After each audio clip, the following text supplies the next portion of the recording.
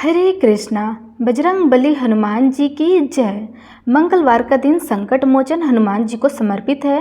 यह दिन उन भक्तों के लिए विशेष होता है जो जीवन के कष्टों से छुटकारा पाना चाहते हैं और मन, शरीर और कर्म से बलवान होकर धर्म के पथ पर चलना चाहते हैं।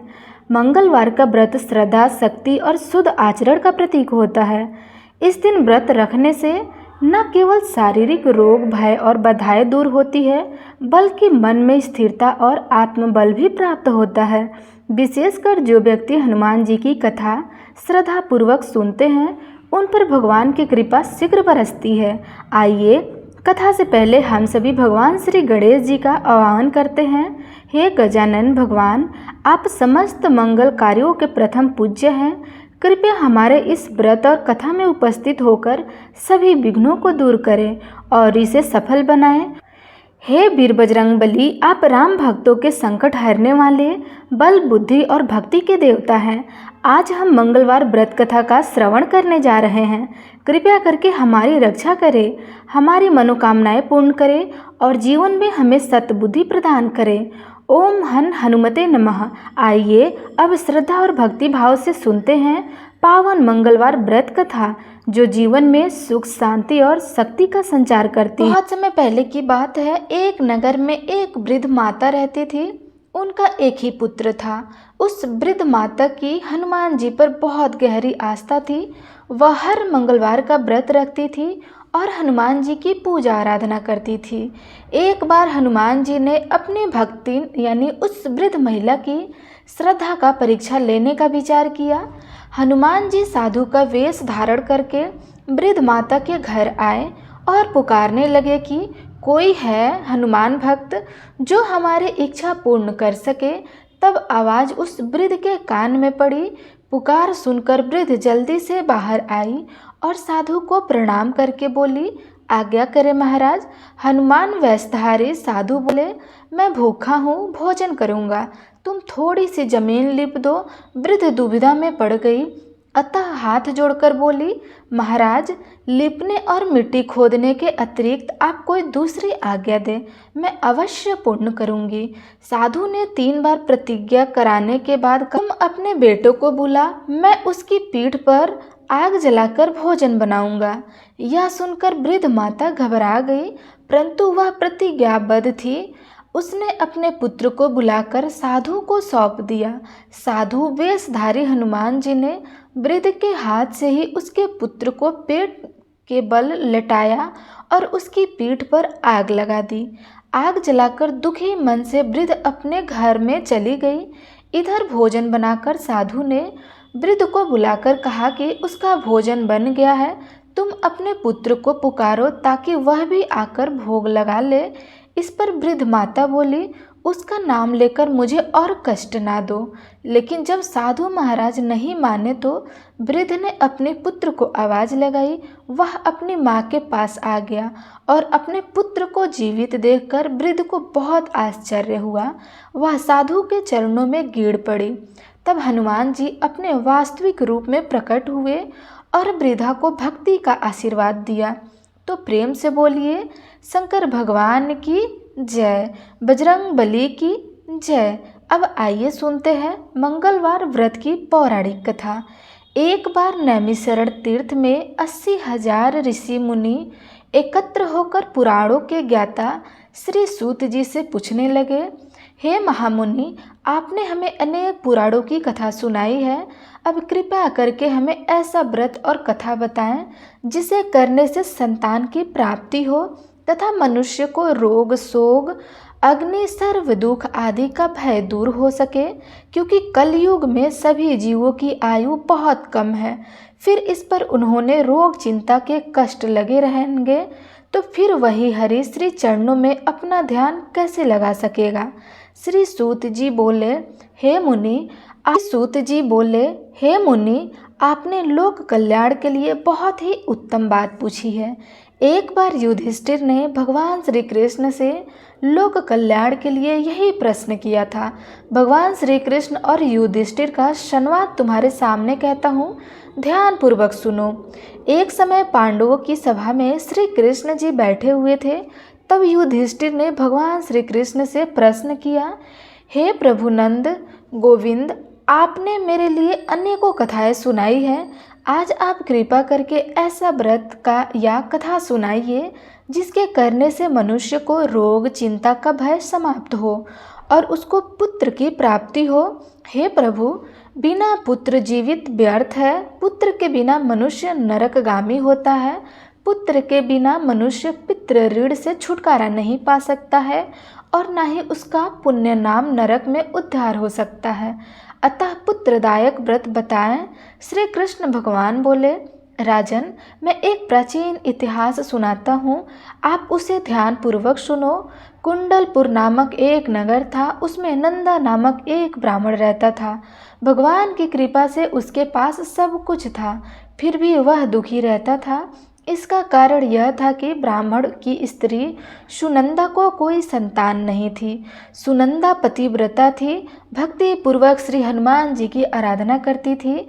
मंगलवार के दिन व्रत करके अंत में भोजन बनाकर हनुमान जी की आराधना करती थी।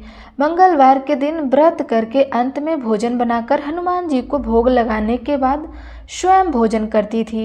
एक बार मंगलवार के दिन ब्राह्मणी गृह कार्य की अधिकता के कारण हनुमान जी को भोग नहीं लगा सकी, तो इस पर उसे बहुत ही दुख हुआ। उसने कुछ भी नहीं खाया और अपने मन में प्रण किया कि अब तो अगले मंगलवार को ही हनुमान जी को भोग लगाकर अन्न और जल ग्रहण करूं। ब्राह्मणी सुनंदा प्रतिदिन भोजन बनाती, श्रद्धा पूर्वक पति को खिलाती, परंतु स्वयं भोजन नहीं करती थी और मन ही मन श्री हनुमान जी की आराधना करती थी। इसी प्रकार 6 दिन गुजर गए और ब्राह्मणी सुनंदा अपने निश्चय के अनुसार भूखी प्यासी निराहार रही। अगले मंगलवार को ब्राह्मणी सुनंदा प्रातः काल की बेहोश होकर गिर पड़ी। ब्राह्मणी सुनंदा की इस असीम भक्ति के प्रभाव से श्री हनुमान जी बहुत प्रसन्न हुए और प्रकट होकर बोले, सुनंदा, मैं तेरी भक्ति से बहुत प्रसन्न हूँ, तुम उठ और वह मांग। सुनंदा अपने आराध्य देव श्री हनुमान जी को देखकर आनंदा की अधिकता से विवल होकर श्री हनुमान जी के चरणों में गिर पड़ी। वह बोली, हे प्रभु, मेरी कोई संतान नहीं है, कृपया करके मुझे एक और कन्या प्रदान करें, आपकी अति कृपा होगी। श्री महावीर जी बोले, तेरी इच्छा पूर्ण होगी, तेरे को एक कन्या पैदा होंगी, उसके अष्टांग प्रतिदिन सोना दिया करेंगे। इस प्रकार कहकर श्री महावीर जी अंतर्ध्यान हो गए। ब्राह्मणी सुनंदा बहुत हर्षित हुई और समाचार अपने पति से कहा। ब्राह्मण देव कन्या का वरदान सुनकर कुछ दुखी हुए, परंतु सोना मिलने की बात सुनी तो बहुत प्रसन्न हुए। उन्होंने विचार किया कि ऐसी कन्या के साथ मेरी निर्धनता भी समाप्त हो जाएंगी। श्री हनुमान जी की कृपा से वह ब्राह्मणी गर्भवती हुई और 10वें महीने में उसे बहुत ही सुंदर पुत्र प्राप्त हुई। यह बच्ची अपने पिता के घर में ठीक उसी तरह से बढ़ने लगी जिस प्रकार शुक्ल पक्ष का चंद्रमा बढ़ता है। 10वें दिन ब्राह्मण ने उस बालिका का नामकरण संस्कार कराया। उसके कुल पुरोहित ने उस बालिका का नाम रत्नावली रखा, क्योंकि यह कन्या सोना प्रदान किया करती थी। इस कन्या ने पूर्व जन्म में बड़े ही विद्वान से मंगलदेव का व्रत किया था। रत्नावली का अष्टांग बहुत सा सोना देता था। उस सोने से नंदा ब्राह्मणी बहुत ही धनवान हो गया। अब ब्राह्मणी सुनंदा भी बहुत अभिमान करने लगी। समय बीतता रहा। अब रत्नावली 10 वर्ष की हो चुकी थी। एक दिन जब नंदा ब्राह्मण प्रश्नचित था, तब सुनंदा ने अपने पति से कहा, मेरी पुत्री रत्नावली विवाह के योग्य हो गई है, इसलिए आप कोई सुंदर और योग्य वर देखकर विवाह कर दीजिए। यह सुनकर ब्राह्मण बोले, अभी तो रत्नावली बहुत छोटी है। तब ब्राह्मणी बोली, शास्त्रों की आज्ञा है कि कन्या 8वें वर्ष में गौरी, 9 वर्ष में रोहिणी तथा 10 वर्ष में कन्या, इसके पश्चात राजस्वला हो जाती है। गौरी के दान से पाताल लोक की प्राप्ति होती है, रोहिणी के दान से बैकुंठ लोक की प्राप्ति होती है, कन्या के दान से इंद्रलोक में सुख की प्राप्ति होती है। अगर हे पतिदेव राजस्वला का दान किया जाता है तो घोर नरक की प्राप्ति होती है। इस पर ब्राह्मण बोले, अभी तो रत्नावली मात्र 10 वर्ष की है और मैंने तो 16 साल की कन्याओं के विवाह कराए हैं, अभी जल्द ही क्या है। तब ब्राह्मणी सुनंदा बोली, आपको जो लोभ अधिक हो गया है, लगता है अगर 11वें वर्ष में विवाह नहीं होता है तो उसमें मासिक धर्म के रत्न का पिता और बड़े भाई को पान कराना पड़ता है। शास्त्रों में कहा गया है कि माता पिता और बड़ा भाई राजवत्सला कन्या को देखते हैं तो वह अवश्य ही नरकगामी होते हैं। तब ब्राह्मण बोला, अच्छी बात है, कल मैं अवश्य ही योग्य वर की तलाश में दूत को भेजूंगा। दूसरे दिन ब्राह्मण ने अपने दूत को बुलाया और आज्ञा दी कि जैसी सुंदरी मेरी कन्या है वैसे ही सुंदर वर उसके लिए तलाश करो। दूत अपने स्वामी की आज्ञा पाकर निकल पड़ा। पंप नगरी में उसने एक सुंदर लड़के को देखा। यह बालक एक ब्राह्मण परिवार का बहुत गुणवान पुत्र था। इसका नाम सोमेश्वर था। दूत ने इस सुंदर और गुणवान ब्राह्मण पुत्र के बारे में अपने स्वामी को पूर्ण विवरण दिया।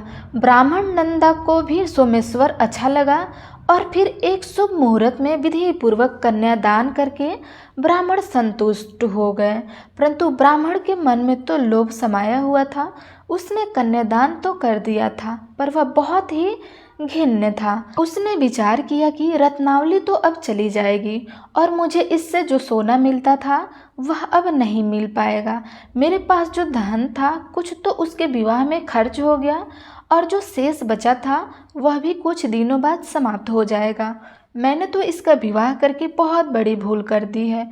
अब कोई ऐसा उपाय हो कि रत्नावली मेरे घर में ही बनी रहे, अपनी ससुराल न जाए। लोभ रूपी राक्षस ब्राह्मण के मस्तिष्क पर छाता जा रहा था। रात भर अपनी शैया पर बेचैनी से करवटें बदलते बदलते उसने एक बहुत ही क्रूर निर्णय लिया। उसने विचार किया कि जब रत्नावली को उसका पति सोमेश्वर अपने घर के लिए ले जाने के लिए आएगा तो वह मार्ग में छिपकर सोमेश्वर का वध कर देंगे और अपनी लड़की को अपने घर ले आएंगे, जिससे नियमित रूप से उसे सोना भी मिलता रहेगा और समाज का कोई मनुष्य उसे दोष भी नहीं दे सकेगा। जब अगले दिन सुबह हुई तो नंदा और सुनंदा ने अपनी जमाई तथा लड़की को बहुत सारा धन देकर विदा किया। सोमेश्वर अपनी पत्नी रत्नावली को लेकर ससुराल से अपने घर की तरफ चल दिया। ब्राह्मण नंदा महालोभ के वशीभूत होकर अपनी मति खो चुका था। पाप पुण्य का उसे विचार नहीं था। अपने भयानक और क्रूर निर्णय को कार्य रूप देने के लिए उसने अपने दूत को मार्ग में अपनी जमाई का वध करने के लिए भेज दिया था, ताकि रत्नावली से प्राप्त होने वाला सोना उसे हमेशा मिलता रहे और वह कभी निर्धन ना हो। ब्राह्मण के दूत ने अपने स्वामी की आज्ञा का पालन करते हुए उसके जमाई सोमेश्वर का मार्ग में ही वध कर दिया। समाचार प्राप्त कर ब्राह्मण नंदा मार्ग में पहुंचा और रोती हुई अपनी पुत्री रत्नावली से बोला, हे पुत्री, मार्ग में लुटेरों ने पति का वध कर दिया है। हे भगवान की इच्छा के आगे किसी का वश नहीं चलता है। अब तो घर चल, वहाँ पर ही रहकर शेष जीवन व्यतीत करना। जो भाग्य में लिखा होता है वही होता है। अपने पति की अकाल मृत्यु से रत्नावली बहुत दुखी हुई। करुणा क्रंदन और रुदन करती हुई अपने पिता से बोली, हे पिताजी, इस संसार में जिस स्त्री का पति नहीं है उसका जीना व्यर्थ है। मैं अपने पति के साथ ही अपने शरीर को जला दूंगी और सती होकर अपने इस जन्म को, माता पिता के नाम को तथा सास ससुर के यश को सार्थक करूंगी। ब्राह्मण नंदा अपनी पुत्री रत्नावली के वचनों को सुनकर बहुत दुखी हुआ। विचार करने लगा कि मैंने व्यर्थ ही जमाई का वध करके पाप अपने सिर ले लिया है। रत्नावली तो इसके पीछे अपने प्राण तक देने को तैयार है। मेरा तो दोनों तरफ से मरण हो गया। धन तो अब मिलेगा नहीं। जमाई वध के पाप के फल स्वरूप यम यातना भुगतनी पड़ेगी। यह सोचकर वह बहुत ही दुखी हुआ। सोमेश्वर की चिंता बनाई गई। रत्नावली सती होने की इच्छा से अपने पति का सिर अपनी गोद में रखकर चिता में बैठ गई। जैसे ही सोमेश्वर की चिता को अग्नि लगाई गई, वैसे ही प्रसन्न होकर मंगल देव वहां प्रकट हुए और बोले, हे रत्नावली, मैं तेरी भक्ति से बहुत प्रसन्न हूँ, तू वर मांग। तब रत्नावली ने अपने पति का जीवन दान मांगा। मंगल देव बोले, रत्नावली, तेरा पति अमर है, यह महान विद्वान भी होगा और इसके अलावा तेरी जो इच्छा है वह भी वर मांग। तब रत्नावली बोली, हे ग्रहों के स्वामी, यदि आप मुझ पर प्रसन्न हैं तो मुझे यह वरदान दीजिए कि जो भी मनुष्य मंगलवार के दिन प्रातःकाल लाल पुष्प लाल चंदन से पूजा करके आपका स्मरण करेगा उसको रोग व्याधि नहीं होगी, स्वजनों से भी कभी वियोग नहीं होगा, सर्प अग्नि तथा शत्रुओं का भय नहीं रहेगा, और जो स्त्री मंगलवार का व्रत करेंगी वह कभी विधवा नहीं होंगी। मंगल देव ने तथास्तु कहकर अंतर ध्यान हो गए। सोमेश्वर मंगल देव की कृपा से जीवित होकर रत्नावली अपने पति को पुनः प्राप्त कर बहुत प्रसन्न हुई और मंगल देव का व्रत प्रत्येक मंगलवार को करके व्रतराज और मंगल देव की कृपा से इस लोक में सुख ऐश्वर्य को भोगते हुए अंत में अपने पति के साथ स्वर्ग लोक को गए। तो आप सब प्रेम से बोलिए महावीर हनुमान जी की जय। आइए अब सुनते हैं राम नाम की महिमा। लंकापति रावण के वध के बाद जब अयोध्यापति प्रभु श्री राम की कीर्ति दूर दूर तक फैल रही थी और वह मर्यादा पुरुषोत्तम कहलाने लगे थे, तब एक दिन महादेव शिव जी की इच्छा भी मर्यादा पुरुषोत्तम थी। श्री राम से मिलने की इच्छा हुई। पार्वती जी को संग लेकर महादेव जी कैलाश पर्वत में उतर गए। अयोध्या नगरी के रास्ते पर चल पड़े। भगवान शिव और माँ पार्वती को अयोध्या आया देखकर राम जी बहुत खुश हुए। माता जानकी ने उनका उचित आदर सत्कार किया और स्वयं भोजन बनाने के लिए रसोई में चली गई। इस बीच भगवान शिव ने श्री राम जी से पूछा, आपके सेवक हनुमान जी दिखाई नहीं दे रहे हैं। तब श्री राम जी बोले, वे बगीचे में हैं। शिव जी ने श्री राम जी से बगीचे में जाने का अनुमति मांगी और पार्वती जी का हाथ थामकर बगीचे में आ गए। बगीचे की खूबसूरती देखकर उनका मन मोहित हो गया।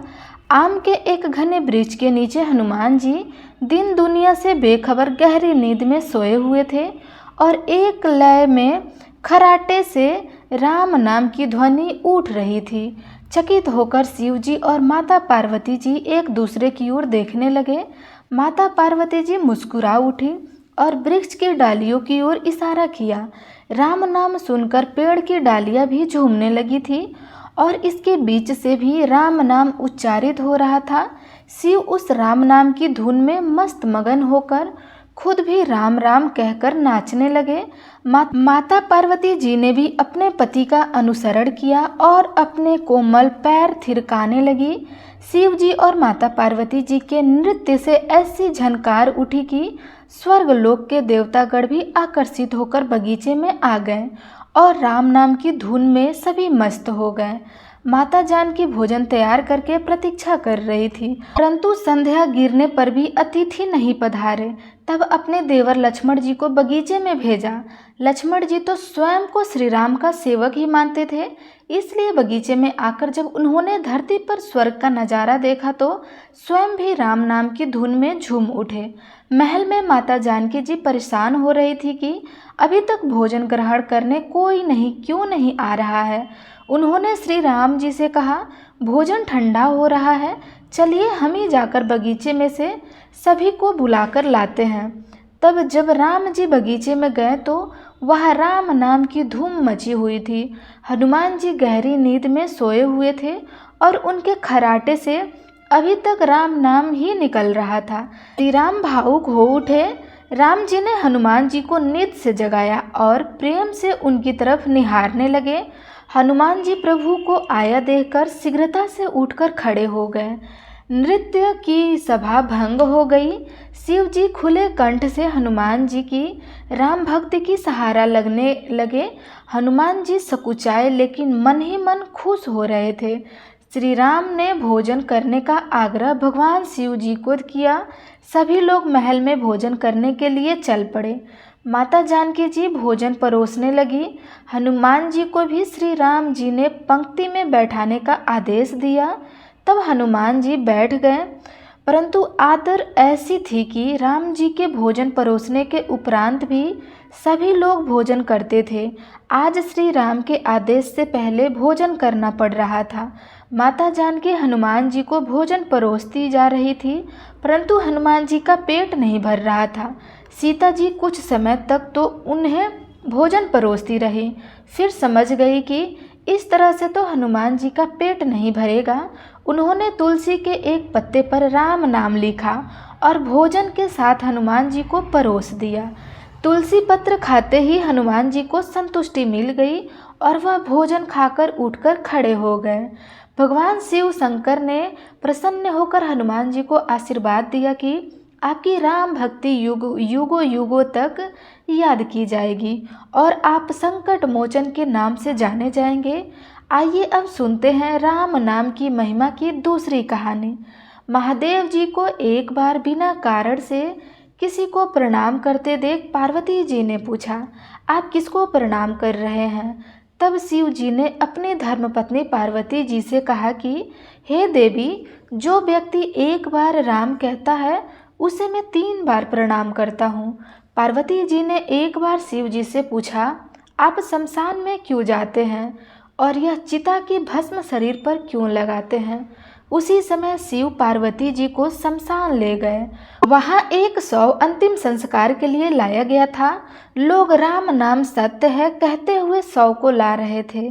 शिव जी ने कहा कि देखो पार्वती, इस शमशान की ओर जब लोग आते हैं तो राम नाम का स्मरण करते हुए आते हैं और इस शव के निर्मित से कई लोग के मुख से मेरा अति प्रिय दिव्य राम नाम निकलता है। इसी को सुनने में शमशान में आता हूँ और इतने लोगों के मुख से राम नाम का जप करवाने में निमित्त बनने वाले इस शव को मैं सम्मान करता हूँ, प्रणाम करता हूँ और अग्नि में जलने के बाद उसकी भस्म को अपने शरीर पर लगा लेता हूँ। राम नाम बुलवाने वाले के प्रति मुझे इतना प्रेम है। एक बार शिव जी कैलाश पर पहुँचे और पार्वती जी से भोजन मांगा। तब पार्वती जी विष्णु सहस्त्र नाम का पाठ कर रही थी। पार्वती जी ने कहा कि पाठ पूरी नहीं हुआ है, कृपा थोड़ी देर प्रतीक्षा कीजिए। तब शिव जी ने कहा कि इसमें तो समय और श्रम दोनों लगेंगे। संत लोग जिस तरह से सहस्त्र नाम को छोटे कर लेते हैं और नृत्य जपते रहते हैं, वैसा उपाय कर लो। तो पार्वती जी ने पूछा कि वो उपाय कैसे करते हैं, मैं सुनना चाहती हूँ। तो शिव जी ने बताया, केवल एक बार राम कहें, तुम्हें सहस्त्र नाम भगवान के 1000 नाम लेने का फल मिल जाएगा। एक राम नाम 1000 दिव्य नामों के समान है। तब पार्वती जी ने वैसा ही किया। तब भगवान जी बोले, राम नाम आपदाओं को हरने वाला, सभी संपदाओं को देने वाला दाता है, सारे संसार को विश्राम या शांति प्रदान करने वाला है, इसलिए मैं इसे बारंबार प्रणाम करता हूँ।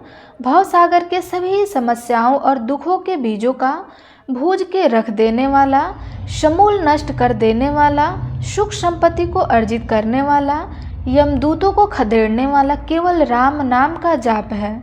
इसलिए प्रयास पूर्वक स्वयं भी राम नाम जपते रहना चाहिए और दूसरों को भी प्रेरित करके राम नाम जपना चाहिए। इससे अपना और दूसरों का तुरंत कल्याण हो जाता है। यही सबसे दुर्लभ और अचूक उपाय है। इसलिए हमारे देश में प्रणाम राम राम कह किया करते हैं। आइए अब सुनते हैं विल्व वृक्ष की महिमा। एक बार नारद जी ने भोलेनाथ जी की स्तुति करके पूछा कि प्रभु, आपको प्रसन्न करने के लिए सबसे उत्तम और सुलभ साधन क्या है? त्रिलोकनाथ, आप तो निर्विकार और निष्काम है, आप सहज की प्रसन्नता हो जाते हैं। फिर भी मेरे जानने की इच्छा है कि आपको क्या प्रिय है। तब शिव जी बोले, नारद जी, वैसे तो मुझे भक्त के भाव सबसे प्रिय है, फिर भी आपने पूछा है तो मैं बतलाता हूँ। मुझे जल के साथ साथ बेलपत्र बहुत प्रिय है।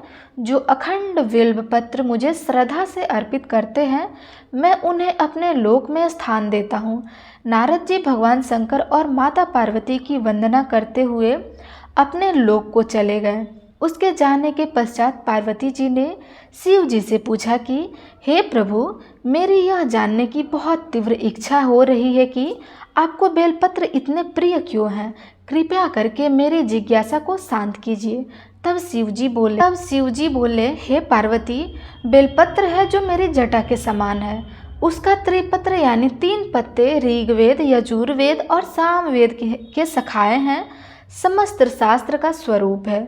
बेल वृक्ष और आप पृथ्वी का कल्प वृक्ष समझो, जो ब्रह्मा विष्णु और शिव स्वरूप है।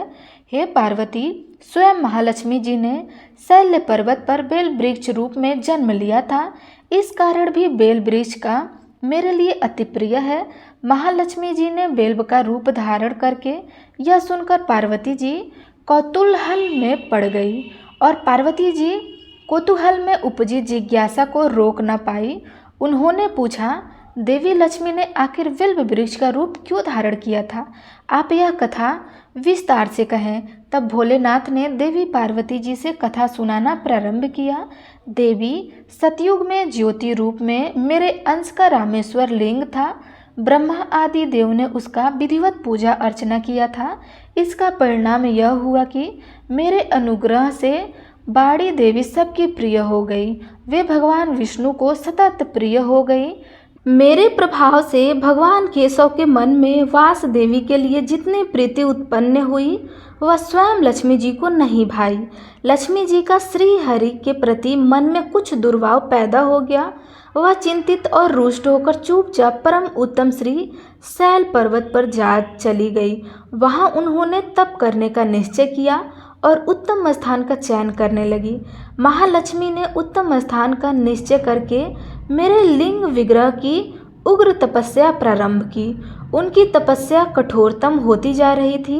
हे परमेश्वरी, कुछ समय के बाद महालक्ष्मी जी ने मेरे लिंग विग्रह से थोड़ा उधर्म में एक वृक्ष का रूप धारण कर लिया। अपने पत्तों और पुष्प द्वारा निरंतर मेरा पूजन करने लगी। इस तरह महालक्ष्मी जी ने लाखों वर्षों तक घोर आराधना की। अतः उन्होंने मेरा अनुग्रह प्राप्त हुआ। मैं वहां प्रकट हुआ और देवी के इस घोर तप की आकांक्षा पूछकर वर देने को तैयार हुआ। महालक्ष्मी जी ने मांगा कि श्री हरि के हृदय में मेरे भाव से वाग्देवी के लिए जो स्नेह हुआ है वह समाप्त हो जाए। तब शिव जी बोले, मैंने महालक्ष्मी जी को समझाया, श्री हरि के हृदय में आपके अतिरिक्त किसी और के लिए कोई प्रेम नहीं है। वे वाग्देवी के प्रति उनका प्रेम नहीं अपितु श्रद्धा है। यह सुनकर लक्ष्मी जी प्रसन्न हो गई और पुनः श्री विष्णु के हृदय में स्थित होकर निरंतर उनके साथ विहार करने लगी। हे पार्वती, महालक्ष्मी के हृदय का एक बड़ा विकार इस प्रकार दूर हो गया। इस कारण हरि प्रिय उस वृक्ष रूप में सर्वदा अतिशय भक्ति से भरकर यत्न पूर्वक मेरी पूजा करने लगी। हे पार्वती, इसी कारण विश्व का वृक्ष, उसके पत्ते, फल, फूल आदि मुझे बहुत प्रिय है। मैं निर्जन स्थान में बेल वृक्ष का आश्रय लेता हूँ। बेल वृक्ष को सदा सर्वतीर्थ में एक सर्वदेवमन मानना चाहिए। बेलपत्र, बेल वृक्ष, बेल फूल अथवा बिल्व काष्ठ के चंदन से जो मेरा पूजन करता है वह भक्त मेरा अति प्रिय हो जाता है। बेल वृक्ष को शिव के समान ही समझो। वह मेरा शरीर है जो बेल पर चंदन है मेरा नाम अंकित करके मुझे अर्पण करता है। मैं उसे सभी पापों से मुक्त करके अपने लोक में स्थान देता हूँ। हे देवी, उस व्यक्ति को स्वयं महालक्ष्मी जी भी नमस्कार करती हैं जो मेरा पूजन करते हैं। जो बेल मूल में प्राण छोड़ता है उसको रुद्रदेह प्राप्त होता है और ऐसे मनुष्य पर सदैव ही माता लक्ष्मी की कृपा बनी रहती है और साथ ही साथ भगवान नारायण की भी कृपा उन पर सदैव बनी रहती है। तो आप सब प्रेम से बोलिए, शंकर भगवान की जय, पार्वती मैया की जय। कोई भी इसका श्रवण करता है या जो इसे कहता है उसके सभी मनोरथ पूर्ण हो जाते हैं, इसमें कोई संदेह नहीं है। तो आप सब प्रेम से बोलिए, मंगला गौरी माता की जय। आपको यह मंगलवार की कथा कैसी लगी? अगर अच्छी लगी हो तो लाइक, कमेंट और चैनल सब्सक्राइब अवश्य करिएगा। धन्यवाद।